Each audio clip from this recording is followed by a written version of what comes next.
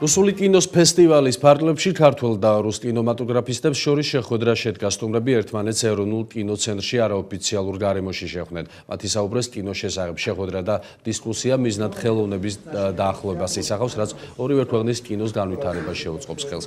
რუსული კინოს ფესტივალი 4 ნოემბერს გაიხსნა და დღეს საღამოს სერგეი სოლოვიოვის ფილმის ანა კარენინას ჩვენები დასრულდება.